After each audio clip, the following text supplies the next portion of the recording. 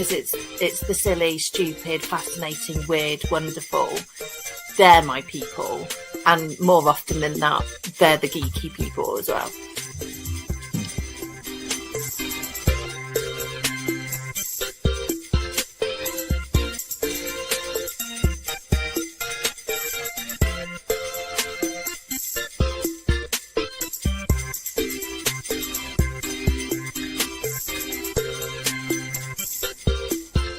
I mentioned Betamax. For anybody older, that's the old version of a video cassette. A video cassette is an old version of a DVD. A DVD is not set in the cloud.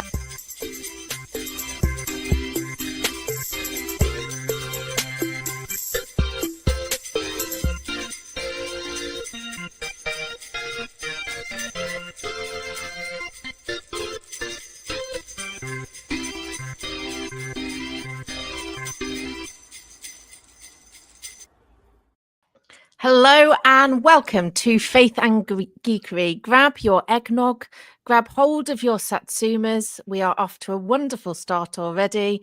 I am Becca, one of your hosts, and this is... Mark. Oh, I've shot myself in the foot there. And...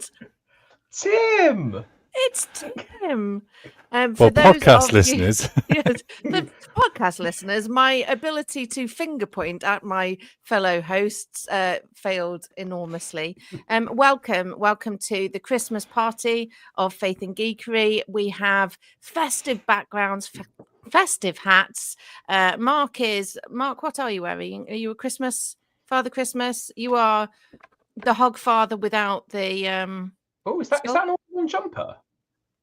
Yes, it is. It's a woolly Santa jumper with beard attached inbuilt to the beard. top. Marvellous. I've got to say, I've just come from a Christingle, and there was an old lady, or an older lady, but an old lady, who kind of went, "Oh, you're tempting." No, what did she say? She said something along the lines of like, "Oh, you're tempting kind of something like prosperity or something like this." And I said, "Pardon?" And she went, "Well, dressed as Santa, you might get a hug." And I was like, "Okay." And then she kind of stroked this beard on my chest, which made me feel very uncomfortable.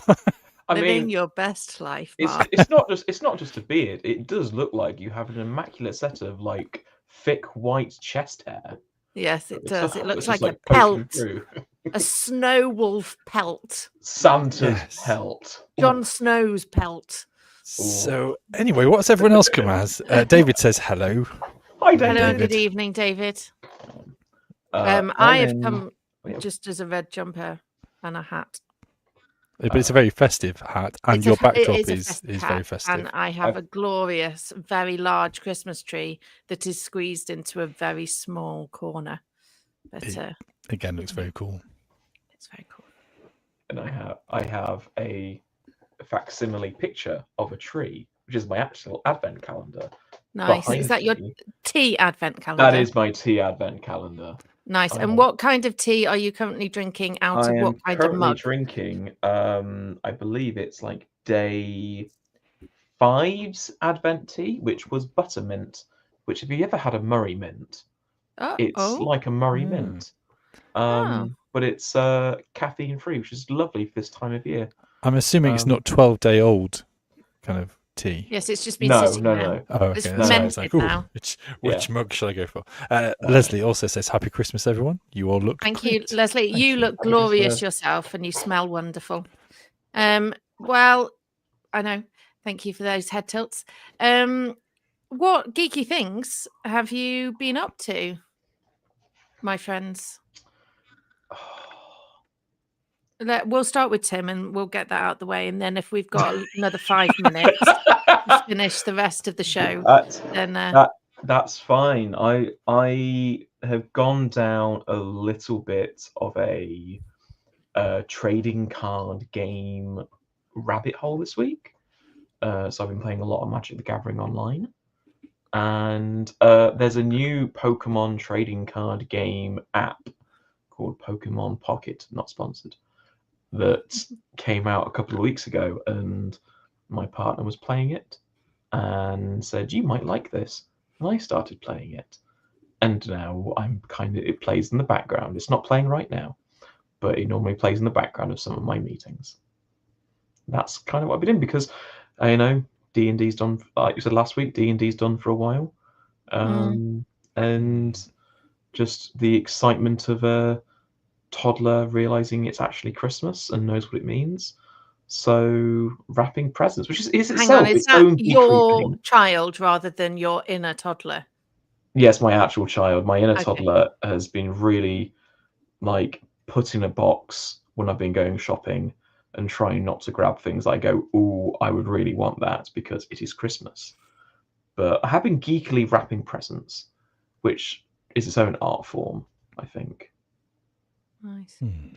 Yeah, I am fairly geeky when it comes to gift wrap. I plan it well ahead. In fact, I have sorted gift wrap out long before I've worked out presents, because that bit I can do. This year I am setting myself a challenge to wrap gifts so that they look like something that they are not. So For those that may be listening in consecutive order from the podcast, you may know that this appeared on Geeky News last week.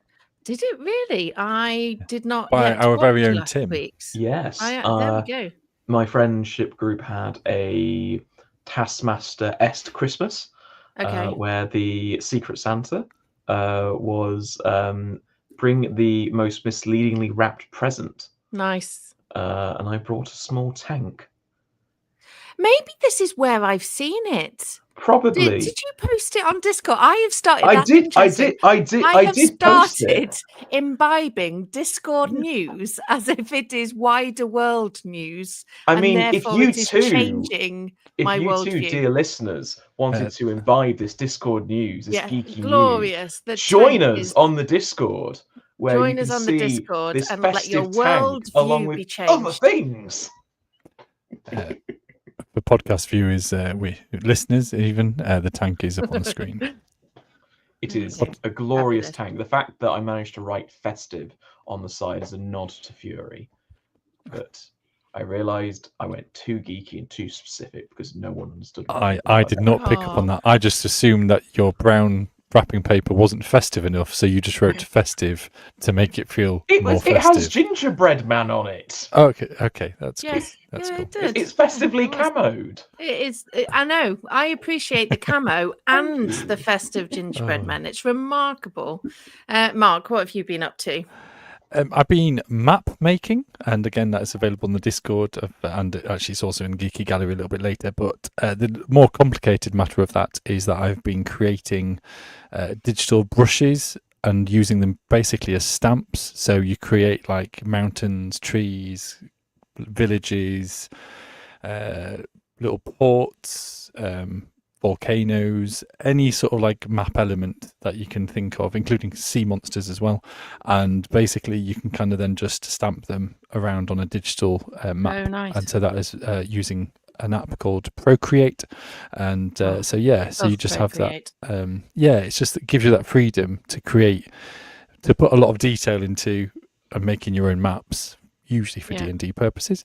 It's like the kind of, scrolling kind of world atlas sort of size kind of stuff, not battle maps to play around with. I forgot to mention last week we did some, or did I mention last week about the food for our campaign, our family friends campaign with Jenny and the kids and our kids and Becky, and basically alongside the actual session I created a little a Fey woodland kind of tray of food, as well as some orc bacon. So I've been kind of... Was the bacon made out of orcs, or is it bacon that orcs like to eat? It is bacon for orcs that like to eat it. I had to Google that as well. Which way around is this fictional food meant to be perceived? But it was also a clue in the episode that they were going to come across some orcs in the Feywild.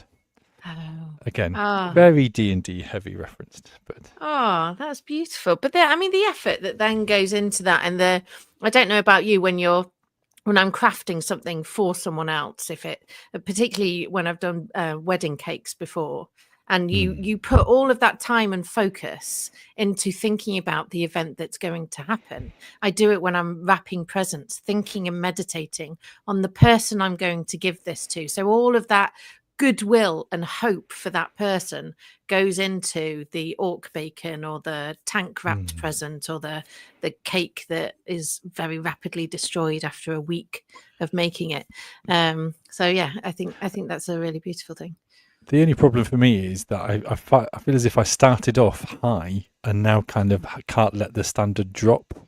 No. So the very first time I was like, look at this, what I've got along. And they're like, wow, we've got food and we've got this cool thing.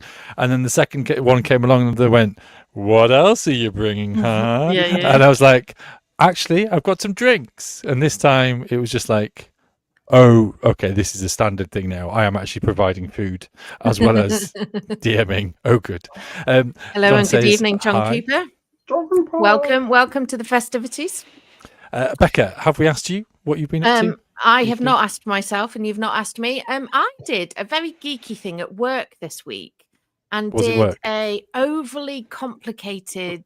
Well, it started as a mind explosion, and it was very much here is the entire contents of Becca's mind, and slowly, I was able to say actually, these all interlink and color code, and it became something incredibly ordered and tidy. But it's when you notice it's that kind of tingly fingered spidey senses of I'm in hyper focus right now. I'm absolutely engaged with what's going on. All of the good things about the way my brain processes information are coming together while I color code and find different shapes in this thing.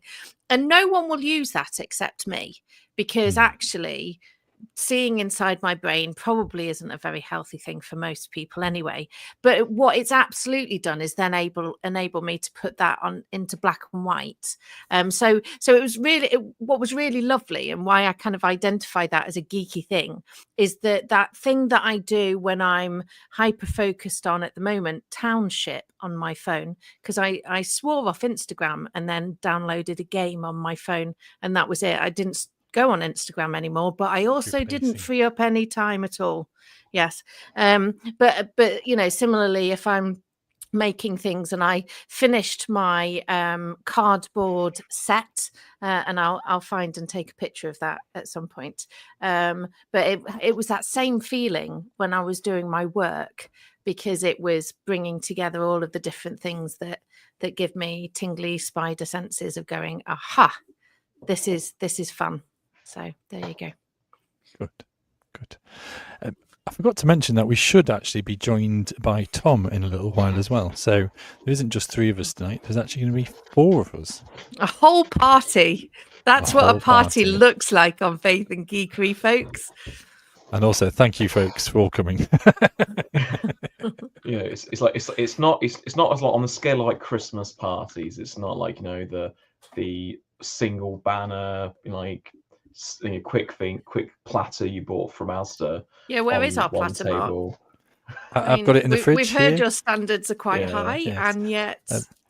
On the flip side, we're also not the Office Christmas Party movie with Jason Bateman. Which no, not that one. No. We spoke with Tom, and here he is. So let's welcome him to. Hello, Tom. Hi, Tom. How are we? I'm here. I'm well. How are you? Good, thank you. You are just entering the end of what geeky thing have you been up to? Tim has kindly left us with a good length of time left in the episode. So, Tom, what geeky things have you been up to? Well, I've been continuing to do my Lego Advent calendar, which is probably fairly geeky. What's your favourite bit of your Advent calendar? Probably so far the two minifigures that have got Christmas jumpers. I think I love getting the minifigures with the Christmas jumpers. So nice. We've had Leia, we've had Princess, later General Leia, with a lovely blue Planet Hoth based Christmas jumper, and then today we got Luke Skywalker with a lovely green Tatooine based Christmas Nice. jumper. So those are probably my favourite bits. I've also been I played some Warhammer 40,000 on Friday evening. A lovely doubles game, lovely fun. 4 of us around the table just doing some nonsense Friday evening. That was good fun. And I'm part of a hobby group online on Facebook, which we did a Secret Santa. So there was a £30 limit, and we kind of got a bit of information about the person that we were doing the Secret Santa for, and we all participated, and I sent mine off, but I got mine on Saturday, and yeah, it was lovely. It was really nice just to get something. I didn't know what it was going to be. I knew I was going to get something because see, everybody in the Secret Santa knew they were going to get something, but I didn't know what it was. I had mentioned that I would quite like some different paints, and the person had got me some acrylic inks, which work very differently to normal paints. And I'm really excited about trying those out. So I got some inks, and I got some little 3D printed resin figures to kind of probably try them out on. And of course, some snacks. There was an instruction that the person running the Secret Santa had made sure that everybody had given any allergies. And there was instructions that all giftings should include some snacks of some kind. So there were some sweeties, which was always appreciated. So That's very cool. Nice. I think presents should include something to do, something to eat. Do you have other present rules? Mum always said something to wear and something to read. That's in the Stennett household. Yeah. Something we want, something we need, something to wear, something to read. Yeah. Tim, you're coming into this era of making arbitrary rules for your child's gift receiving. I think after this year we're going to have to enforce some rules. It seems like every time I turn around in the middle of the meeting, because I mainly work from home, I discover that my family have given a Christmas gift to my child early, and then go, well, we have to go buy another one now. And I'm kind of going, he's going to have so many things, and it's going to set him up for failure down the line. Let's just limit what he's getting now. Although at the moment he does have a really lovely Brio motorized train, which unfortunately it does go forward and backwards, which I really like. Unfortunately, it does play jingle bells when you press a button, which is frustrating. That's very good. However, I know what Santa has gifted him for Christmas, and I'm bringing that upon myself. Well, as we're not going to see each other until long after Christmas, I feel you could whisper to us what is wrapped up from Santa. So from Santa, what he's I like getting, the fact that you're leaning in to whisper. Can I also just say, by the way, not to interrupt, but I am interrupting. It turns out occasionally my son likes to watch and listen in on Yes, Faith Mark Geekery. is not going to be. So I'm not going to reveal anything. But what also Santa's the got. nature of the conversations, and I've been aware that some Methodist places online have been talking about these things as well as a vicar down south somewhere getting into trouble about it. Just keep that in mind as we are sharing this. So that's cool. Away you go. Very Parents much. know what Santa's going to bring, though, right? Yeah, we're deputized by Santa to go grab things. It's co-creation. Yeah. This is the kind of thing I was trying to avoid. Carry on. So Santa has gifted my toddler. It's effectively a ambulance, fire engine, and a helicopter, which all make noises and stuff. But more importantly, they all Voltron together into a large T-Rex. Ooh. Wow, that's pretty Santa's very clever. I wondered where you're going. That is pretty cool. That's pretty cool. It hits the criteria of he likes engines, he likes cars, he likes helicopters, and he likes dinosaurs. Yeah, ticks all the boxes. Ticks all the I boxes. thought you were going to say he likes emergency services and causing kind of war and despair. I haven't hit the point where he can call the emergency services by accident. I haven't hit that stage yet. I did come across a little thing on social media a couple of days ago where they sort of said, "Oh, when you've got children, it's the best time of the year for Christmas." And I was like, "Yes, of course." And they went, "Because you can put things under your tree from Santa that you've bought from yourself, and no one can raise any questions or queries about it." And I was like, "That is so devious and horrible," but also I like it. I like it. Yeah. It's like, oh, look what Santa also got for me this year. Ooh. Anyway, I just wanted to say I have got. I know I've got my bar humbug Santa hat on, but I am also joining in the Christmassy. I do have a Christmas sweatshirt on. So just to reassure everybody, I'm not entirely there's a green and red deer for those of you reindeer, that are listening. Oh, yes. Green and red polygon formed reindeer. So it's truly geeky. Shall we have some geeky news, Mark? Would you like to do some news? Should we mention John Cooper's comment just before we go into that? 8 noises, Santa's Skippy. Oh, John. Yes. How much regret do you have adding that to your wish list to Santa? How long before the batteries mysteriously disappear from that gift? Oh, we've had that before. I mean, I can neither confirm nor deny that batteries have been missing in our household. Over to Geeky News!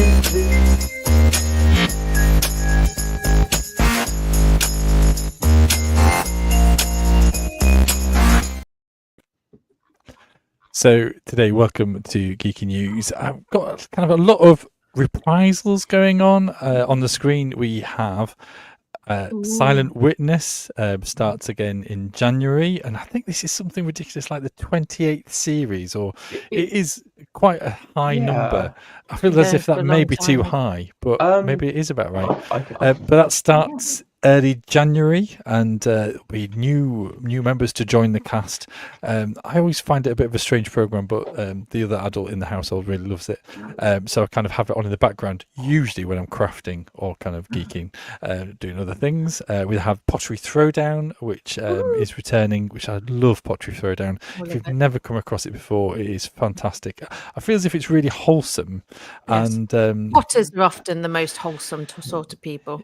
Yeah, it's lovely. It is like in the same sort of competition style as all the other things, but I've forgotten the chap's name. You don't get the official handshake. You get him crying. The judge just on the right-hand weeps. side. He does, because he's so overjoyed, and it is so wholesome. So it's lovely.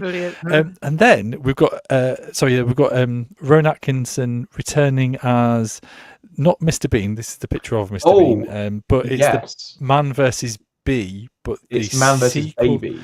Yes, Man versus Baby. So he's coming back for a second one of those. Then the only new thing on this kind of slide is Tom Daly is starting a wool. I don't know if it's like a wool throwdown or Great British Wool Throwdown. It's somewhat along those lines. I've forgotten the exact title of it, but he is hosting his own wool competition thing along those kind of similar things. I think that's also Channel 4. And then bizarrely, I want to say bizarrely or strangely, we have two reprisals of Scrubs. I believe he's coming back with the original cast. I know there was going to be a reboot, but they're coming back. And also Malcolm in the Middle. Which Malcolm in the Middle, 17 years since it last aired. So, how long's it been since Scrubs?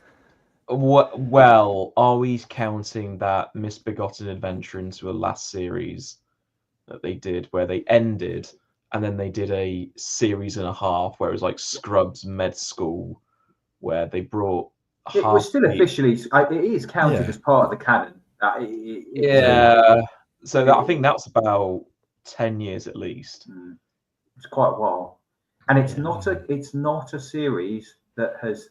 I loved it at the time, and I still watch it on occasion. But it's not a series whose comedy has aged well, shall we say? So I do wonder what they're going to do with it when they bring it back. However, if I remember correctly, the writers of Scrubs are also the writers of Ted Lasso and Shrinking. No, say it's not so. So that's interesting. That is interesting.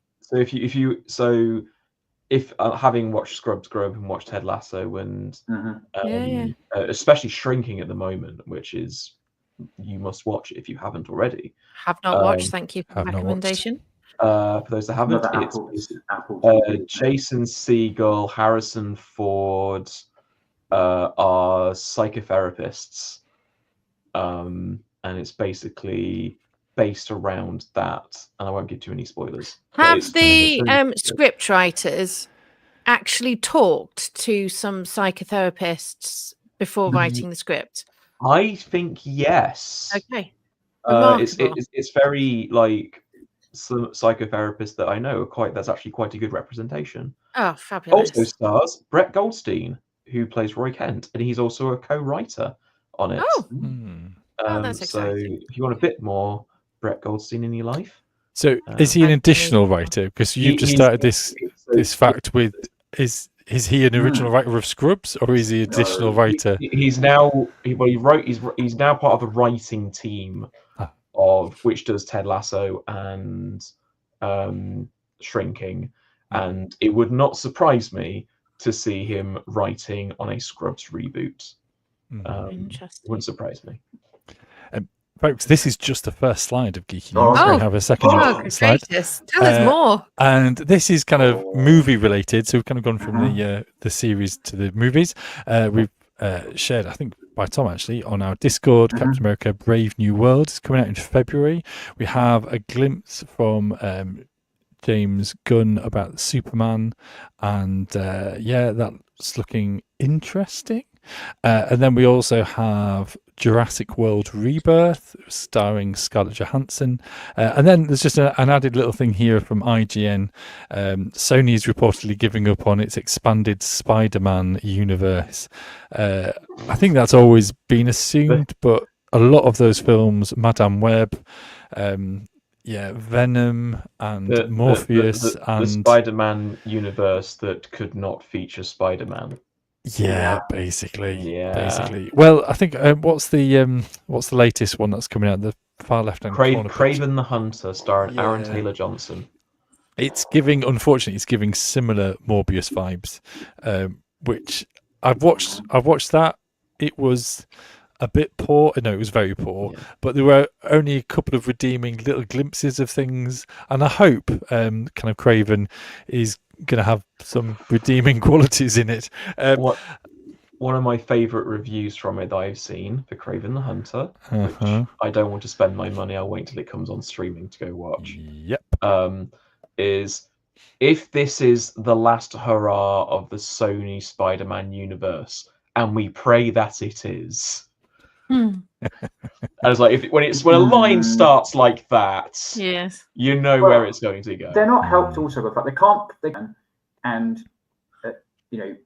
Marvel have the Spider-Verse animated films, which are their own expanded Spider-Man universe. So it's like they can't compete at all. So why bother? I mean, well, but also Venom is awesome, right? I'm allowed to hold that opinion and do so fervently. No. I won't even accept your intake of breath, Mark, in order to disagree with me. It's poor. No, I love Venom. Tom Hardy is good. But again, I think this is it. That in all of these films, I haven't seen Madam Web, but there seems to be kind of these little tiny glints of redeemable features hung on the bigger dying carcass of the Sony universe. It's just Sony Spider-Man universe. It just feels kind of like awful, and yet there's like gems in it.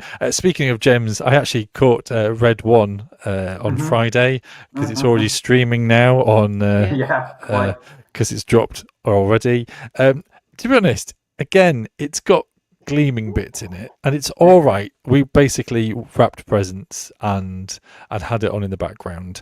The problem is it's struggling to identify itself. I think at first I was watching it thinking, actually, the kids might like this. And then it suddenly became a bit more sweary and a bit more grown up. And then I was like, they don't actually know what they're aiming for. And therefore it just feels a bit mixed. And I also found myself kind of going, The Rock is good. I love The Rock. I've got various kind of copies of his films, including Skyscraper and Rampage, and not always the straightforward ones. But I'm there kind of going, but he just feels as if he's just getting predictable. He's doing the same stuff. He's the same role. He's not acting. He's just The Rock, but with a different thing on. And it's just like, and that's fine. But if you're not bringing anything else, and I thought kind of weightlifting Santa would kind of up the bar. Is that not the whole of Tom Cruise's acting career? Yeah. It just feels a bit. It just feels a bit tired. So it's a bit of a shame. Anyway, sorry. I don't want to go down a rant. No. But I was going to say I definitely felt watching it that the easiest change that could be made that I think would have improved it would have been having the Rock's character played by somebody else. Yeah. I think that would have brought something different to it, because it had all the makings of being a film that could have been a Christmas classic because of the weightlifting Santa, the general plot, which I won't spoil in case anybody wants to watch it, and things. I thought it had enough there. You can see how in the ideas room, so why they wanted to make it. I can see why, and it was fun enough. And my wife Lorna said, "Oh, you should watch it again." But I did think, and again, I like The Rock. I've been keeping an eye on The Rock since he was asking whether you could smell what he was cooking, and that's a wrestling reference. It's a wrestling reference. He was famous for coming on screen. Can you smell what I'm cooking? Can you smell what The Rock is cooking? I remember those days. I know I like it, but it just felt like if they wanted to do something with it and actually make it genuinely interesting, it needed somebody else. The Rock is like Batista, maybe even could have done it, because it was that kind of role. It needed somebody with heft.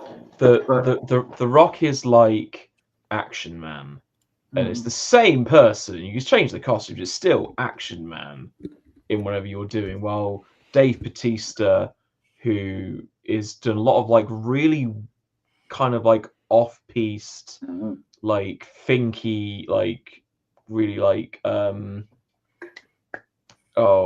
what's the word? Like he did Knock, which is about some like apocalypse. People like break into a house, take people, kidnap people because they want to avert the end of the world. Kind of like really really good like thinky movies, because he wants to kind of break out of the idea that he's the action guy. But maybe not maybe somebody else, but definitely it needed somebody other than The Rock. But anyway, that's enough news probably. Yeah, it is. Are we at the end of our news segment? Let's bring an end to geeky news.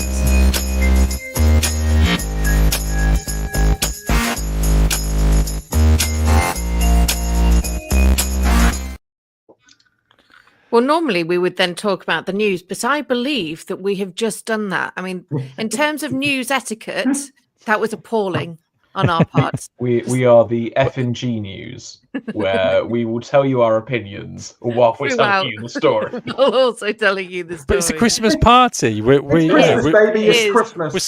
We're stood in the corner as as the person's giving the talk, and you're kind of chipping in. It's Gavin from accounts is round the corner trying to like belt out something on the karaoke machine badly, and some people like keep an eye on their clocks, see when the sitters are done. And where's one sat in the corner, having a chat, whining about Sony and the Spider-Man. God, they're ruining it. And another thing. How have I landed myself in the grumpy old men corner? That's a special waiting to come out. Faith and Geekery, just the grumpy old men. The offshoot. It's barely an offshoot, is it? Shall we move on to quiz? Shall we have some quizifying, please? Yes, get your pens and paper ready.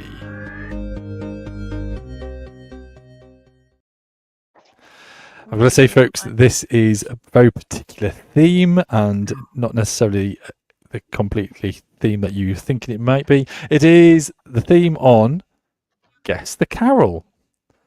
So I am going to run through 5 questions for you, and you've got to try and answer the right carol.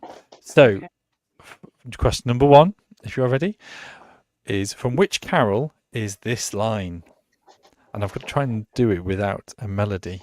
Yeah, without singing it accidentally. Exactly. It is this. Of angels praising God, and thus addressed their joyful song. Of angels praising God, and thus addressed their joyful song.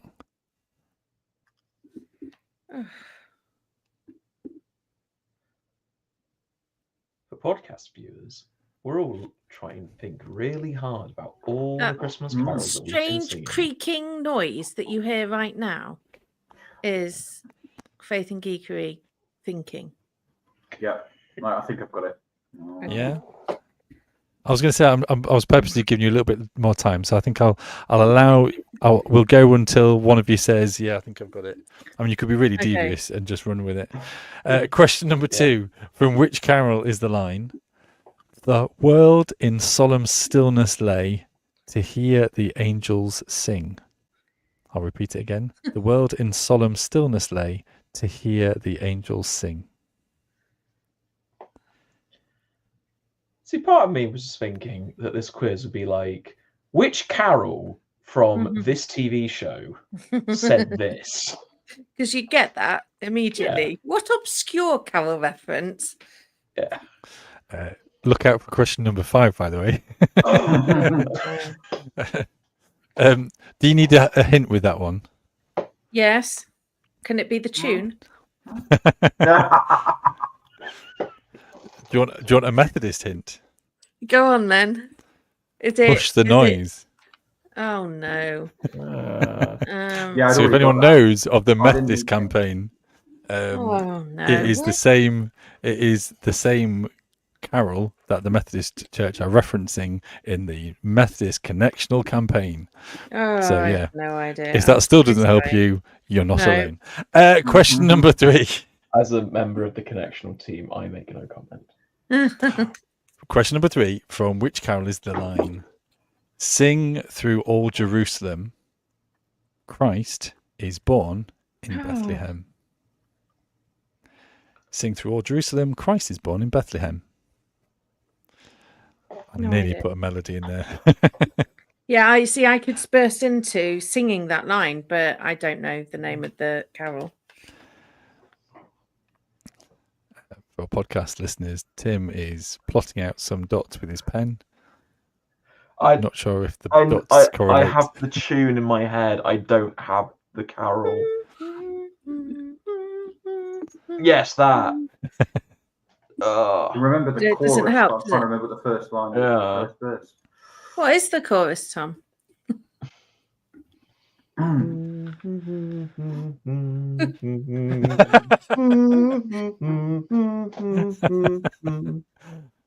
Right. Yep, that's what I That one. Oh, I don't know. If the audio is cut from this episode, we know why. Yeah. It's out of copyright. I was That's joking. And that's Tom's own arrangement. Nobody else's arrangement. Question 4: from which carol is this line? God with us is now residing. Yonder shines the infant light. Don't know, but it doesn't even rhyme. Oh. It's magic, you know. Run that past us again. God with us is now residing. Yonder shines the infant light. The stereo of people ever so half singing under their breath is going to sound appalling. To our podcast listeners, I apologise. Do you need a hint on that one? If you tell us it was written by a Wesley, there might be some Christmas violence, like Violent Night starring David Harbour. Oh, that's on my to watch list. Holy Night. If it's any consolation, it's written by James Montgomery. That doesn't help at all. Oh, okay. What numbering Singing in the Faith is it? 190, of course. It's the next line goes, "Come." Oh, I say. Car. Yeah. Okay.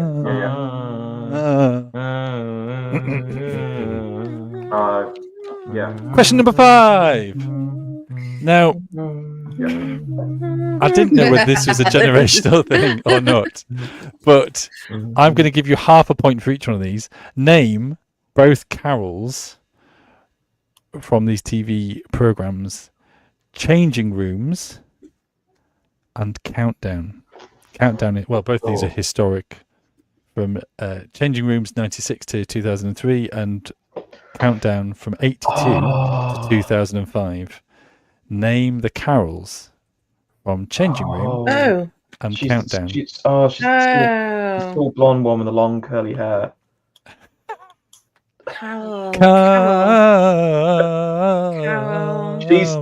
She's the one that did the really ill-advised floating shelf in someone's house, and they put all their collectibles on it. And just before they revealed the room, the floating shelf collapsed and smashed all their precious collectibles. It was an atrocious program and such horror watching. That's why we watched it. Yep. Shall we go through? That and Handy Andy. Oh, actually, no, yeah. So, shall we go through the answers? Yeah. So, from which carol is the line of angels praising God and thus address their song? Shepherds washing their socks. That is correct. Number 221 in Singing the Faith. Number 2, from which carol is the line, the world in solemn stillness lay to hear the angels sing? It came upon the midnight clear. Correct. Number 205. There's some presbyters in the room who are doing Christmas planning, it seems. Yes, it's true. There is a slight disadvantage. I actually don't know that one very well. I couldn't even sing it to you, to the melody. So it's not an advantage. Okay. Yeah. I recognise it. Good. Number 3, sing through all Jerusalem, Christ is born in Bethlehem. See amid the winter's snow. Yeah. I got that one. Yeah, well done. Woo! Well done. Number 4, God with us now residing, yonder shines the infant light. Angels from the realm of glory. Correct. Worship.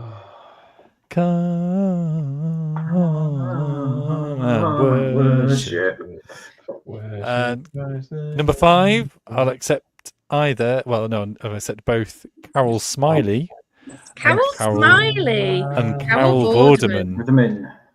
Well done. So there is 5 points in total.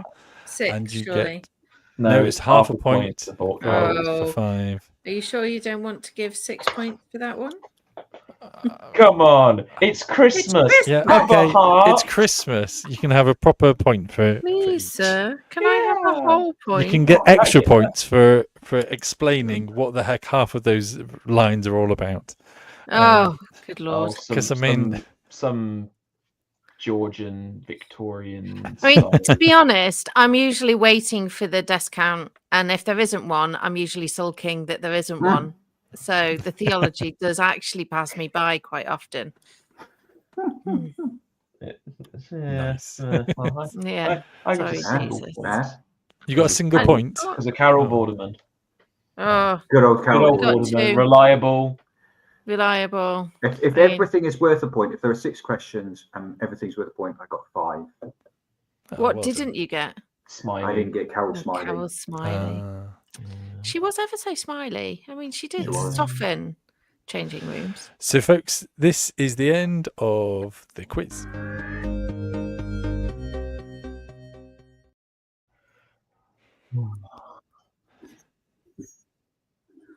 We're in that post. Now, this is that lull in the party where you go, oh, I'm half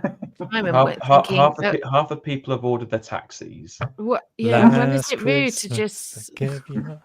Yeah. So covers don't count in Whamageddon, so you're all right. Oh, this is good. Yeah. What It is will it? just What? be Tell me out. about what's happened with Whamageddon. You don't know about Whamageddon? No, tell me. What? Oh, top. Okay, so Tom, it you starts go, on you go. the 1st of December. From the 1st December onwards, the first time you hear Wham singing "Last Christmas," you are out. And the aim is to get to Christmas Day. If you can make it to Christmas Day, then you win. That is basically the whole purpose of Whamageddon. If you and the rules are quite clear. So covers don't count. It has to be the Wham version. It has to be Wham singing it. Okay. It has to be Wham singing it. You can't wham other people, so you can't send all people a link to a YouTube video that they click on and then it goes, aha, you know. So you can't. That would be other unacceptable. people. Yeah. Tom, have you been in our house? Because that's exactly what my son did. He locked his iPad with it ready to go, and then handed it to his sister and go, "Oh, this is my code," and then ran out of the room. He genuinely did this. However, it didn't automatically play, so but you can't wham other people. Exactly, because that rule came in place due to there was a baseball game, I think a couple of years ago, where the guy doing all the music, because so baseball players in the US sometimes have their own intro music. So when I saw a baseball game, one guy's intro was DC Talk's Jesus Freak whenever he came on to bat. So this guy decided to get 180,000 people whammed to Whamhalla at once, and that caused quite a bit of upset. So they instituted the rule you can't get other people out on purpose. Does that mean there are now certain movies that you just cannot watch at Christmas? Not until Christmas Day. Yeah. So you can watch it on Christmas Day? Yeah. Is it the film Last Christmas? Yeah, Last Christmas. Yeah. Which I believe Lorna was watching last night. But it doesn't have it in it until the credits. So you can get most of the way through the film because she sings it. But therefore, by the rules of Whamageddon, you are not out as long as you duck out before the credits start. Yeah, because then they play the Wham. Is there a website somewhere with all these rules on, and also like an index of like these are the films you can watch, and at 2 hours and 4 minutes, press stop. Well, dive away. Started, and Tom could probably correct me if he knows this. It started in Germany on German radio. So. When? How have I missed a whole game? Like mid 2000s. It started. Yeah, I'm just looking up on Wikipedia. Yeah, 2009. Yeah. Maniacforum.de, which is a German website. Well done. German language video game magazine, M Games. While we were Rick-rolling, they were Whamageddon in. Yeah. Yes. And it wasn't a baseball game; it was a rugby game. So at Six Fields in Northampton, was it Six Fields in Northampton? No, so it might be football. The DJ deliberately did it in 2023. 7,000 people all out, deliberately did it, and there was such a backlash that he actually had to issue an apology. Remarkable. See, I've played Whamageddon for a few years, but I didn't realise it was taken so seriously. But how far have we done? Have we managed this so far, this Advent? Yeah. Yeah. I watched Last Christmas the other day. I didn't even know I was playing the game. It doesn't count, surely. I have a few things. So, like, I normally, if I'm out, I have headphones in anyway, and I play my music reasonably loud. And when I'm in the car, it's my music that I'm playing on a curated playlist. So I do as much as I can to avoid it. There was 1 year, I think it was 2021. We were going down the high street near It was our the year of 2021. You know, the snow was on the ground. It was dark. Gather near, children. Gather near. I'll tell you the story. We're coming from a barbecue place down the high street in good old US of A.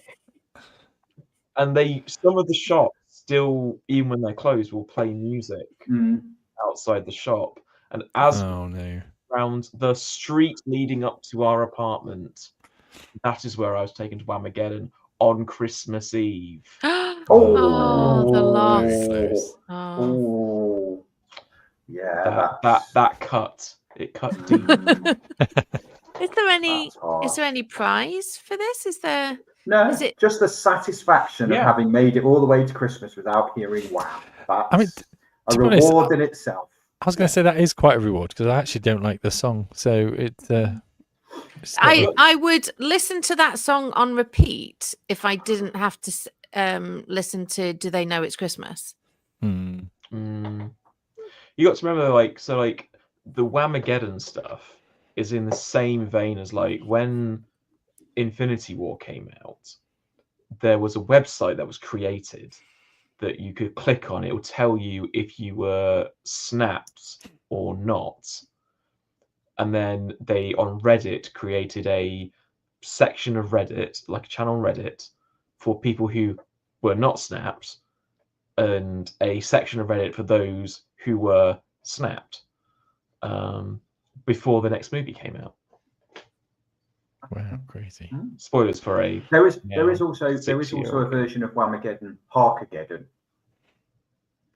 Is that getting through Advent without Through to singing? Christmas without singing Harkageddon. Yeah, but that's okay. got a classic discount. Why would I even want to do that? Well, Actually, because of Charles Wesley's 3 Christmas hymns, that's the worst one. Why is there 2 ones? Glory be to God on high, and let earth and heaven combine, both of which have far better poetry and far better Christmas imagery. Yeah, but I don't know either of the discounts, so they are written off. I mean, surely like the rules for that one, like you can't like plan a service and make sure that it doesn't appear, kind of deal. Tom's gone quiet. I think this is Tom just trying to start something new now. Genuinely, I haven't participated. I'm not bothered, but I know it genuinely exists. Harkageddon also exists. But hail the Hemborn Prince. Well, is it only the original? Is it only the original sung by Charles Wesley that you're allowed to get away with? It's fine. It's fine. Well, we know where he's buried. We can sort it out. Is he like Mariah Carey? I can't sing descants nowadays, but I do still enjoy a tune with a good descant. Every time I sing "O Come All Ye Faithful," I have to stop myself with my baritone singing voice, attempting to sing the descant. because I grew up as a chorister, as a treble, singing the descant, and then I always get to it and go, no, I have to sing the melody.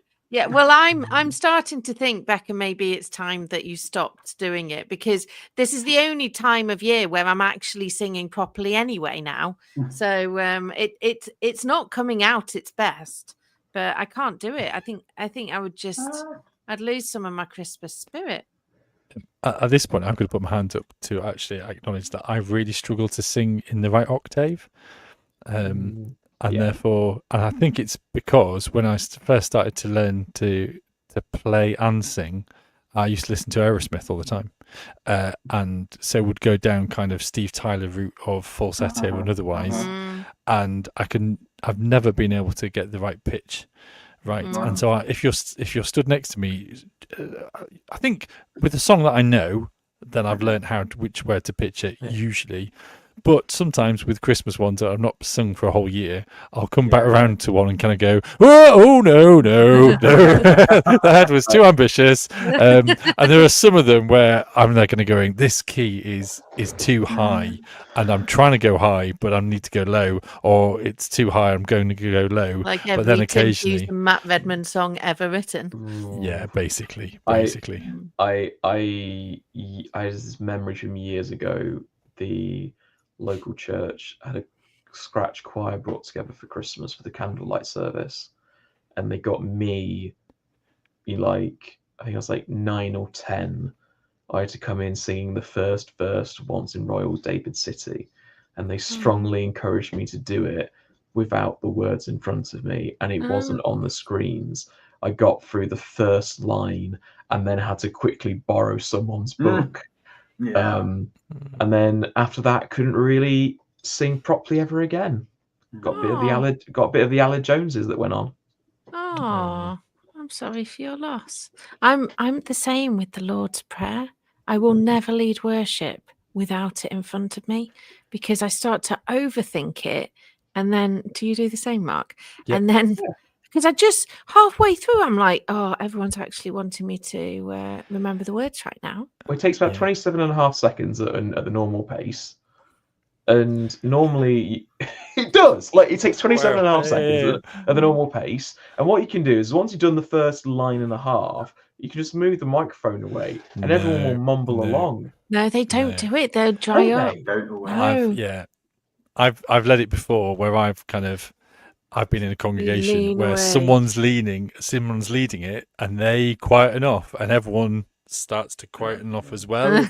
And then you're like going, what are we doing? And then the person at the front is in this free fall of going, oh, right, it's on me. My struggle is that so most of the time when I'm leading services, I'm leading it out of with an order of service, communion services, and so people, and because I insist on having, if I'm doing a service which is a modern language service, then I generally insist on using a modern language Lord's Prayer. So I make sure I have it in front of people because they won't necessarily automatically know it. The challenge comes that when I'm doing a service and I'm extemporizing and we extemporize the Lord's Prayer, I'm comfortable leading without it written in front of me, but I have to remember in my head which of 5 or 6 versions I know off the top of my head is the one that we're actually saying. Because it could be tradition version A, tradition version B, Scottish version, English modern version A, English modern version Anglican, English modern Methodist geekery at its best, folks. So I just have I was going to say, for those who don't know the difference, I mean, basically it's the one without the these and thous, and sin, temptation, hallowed. Is hallowed in all of them? Possibly in all of them. But rather than kind of modern, like you all right, in it, or other really horrible stereotypes. We haven't yet had the millennial version of the Lord's Prayer. As in Cliff Richard, do you mean? No. That's the Millennium Prayer. Millennium, not the millennial. Sorry. Okay. In a Christmas spirit, as it's Christmas time of year, we all, in various capacities, lead some form of worship or something in churches or speaking for churches. Have you decided to randomly change up the countenance of saying something? Like, for example, like me, if I'm inclined and I've got to lead the Lord's Prayer, but like, Our Father who art in heaven, hallowed be your name. Your kingdom come, your will be done on earth. No, because I think people would think that I'm having some sort of breakdown. And that's not in a nasty way. I tend to lead it with emphasis. I don't lead it as a drone. Emphasis. But I wouldn't. I would treat it as a script. I wouldn't. People find it very hard if you slow it down. I've intentionally done that before and left silence between each line, and that is really uncomfortable sometimes. I've got to say that when I was at training college for being a minister, I had a few times, on more than one occasion, I had both tutors and Anglican sisters and brothers come to me afterwards and go, we really like the way that you led kind of prayers. It felt as if you were really praying. And I was just like, yeah. I was like, yeah, because I was. And like, yeah, but you were leading. And I just walked away kind of going, does that mean that they're not? Or they don't? Or that is just that they don't? And genuinely, I think it was on about 3 occasions, and that was 1 tutor and 2 students. And I was just like, I don't know what to do with that information. No, Thank you. Weird. That's like the glass shattering moment. Like, what are we doing this for?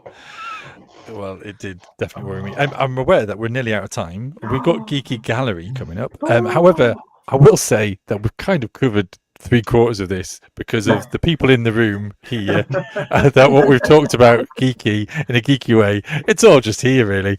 So Becca, you did share. about did. the Look at ours. yeah. I didn't share all of them because they're all videos, but the videos are really cool. Look to Discord, folks, for Yeah, those. They get are, on the they're Discord. lovely. Get on the Fantastic. Discord.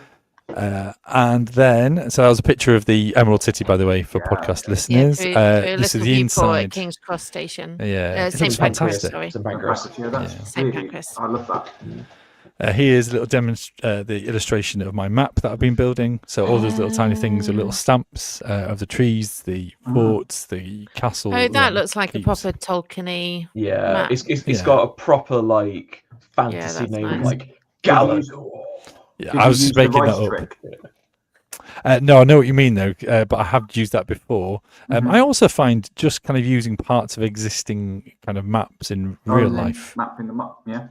Yeah. So one of the campaigns that I did was actually East Yorkshire, and I just kind of made it into an island, but used kind of population points as the cities, because again, it makes a lot of sense of where kind of counties finish, where actually trade routes are and bits and pieces. Yeah. Carry on, Tom. I once flipped the UK upside down and then inverted the temperatures. So the south coast was like Arctic, and you some like the tiny little islands around as iceberg floats, and then Scotland was a very tropical climate. Nice. Very cool. Lovely old Scotland. Cool. And the layout of Scotland is actually quite interesting, isn't it? Because actually we don't realise how many small islands and bits and pieces there are. Higgledy It's piggledy. Yeah. Get some good archipelagos in. Absolutely. there Here, you go. Tom, is a reference to your pictures from Advent, which includes Luke in his Christmas jumper. I liked the ghost model. Yeah, I mean, I almost was tempted, but I just so love the Christmas jumpers.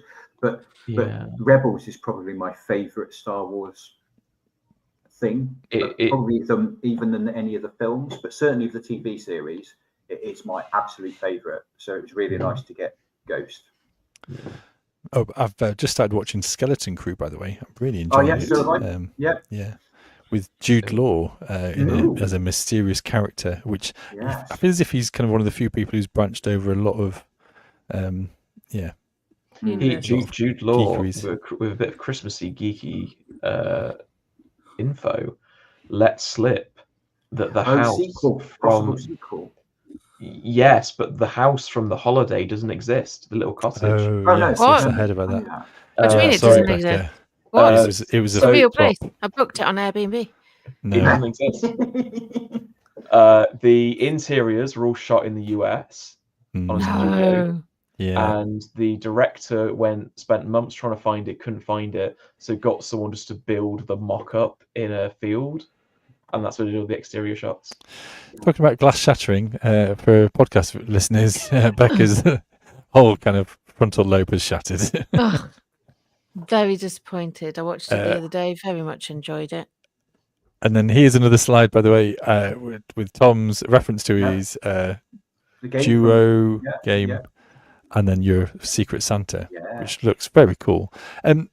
Does the inks, do they just kind of like run into the gaps, and otherwise is that where they? Yeah. So one of the most common ways, although not with this set because it doesn't have white in it, I need to get. There's a second set that I need to get that has the white in it. So often if you've got in sci-fi, if you've got want a kind of like plasma glow, and you've got like ridges or gaps, canyons in the model, if you can just run the ink in and it makes it look like it's glowing white right in the middle of it. Clever. So inks kind of run into the gaps and things, and but it can also be used as a glaze, so you can really kind of brighten something up by glazing the ink over the top of it. So there's several tricks with the ink, so I'm really looking forward to trying those. You just actually remind me, because I attempted it with my many hobbies that I've done over the years. I did some resin making, and I've got some acrylic kind of very liquidy stuff for the resin, and I just wonder if I can use that on the minis, and it will be as what's the word? There's a model maker that I follow on the old internet, and he makes like dioramas of like realistic looking creatures. So he did one recently where he did a realistic looking Wallace and Gromit with the proportions that they have, but looking real. Oh. And he uses a UV resin Discord glaze. link, please. Will do. He does like he does a UV resin glaze over the eyes and the teeth. Mm. To give them that like real looking glow. I will find it and put it in the Discord where Thank you you very much. I very much appreciate that. gentle listener, can come join us and join in the festivities. Indeed. Ho ho ho! And on that note, that is the end of Geeky Gallery. And talking of Aardman, I'll put in a Shaun the Sheep creation that I did a few years back for a cake topper. But I think this is kind of coming to an end. This is the last episode of Faith and Geekery for the year, for the series. And so I think we'll be coming back again in early January, fresh-faced and bushy-tailed, and we're going to try and get like a little bit more of an idea about some guests and people lined up, queued up, ready to go, rather than just playing more ad hoc. However, the times when I've tried to be more organised and otherwise, that's usually when it falls apart really quickly and everyone becomes ad hoc.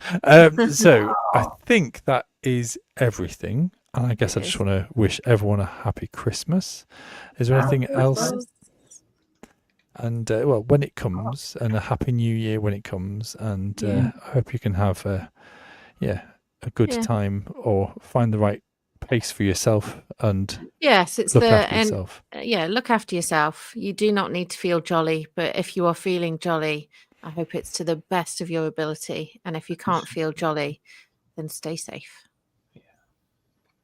Bye bye.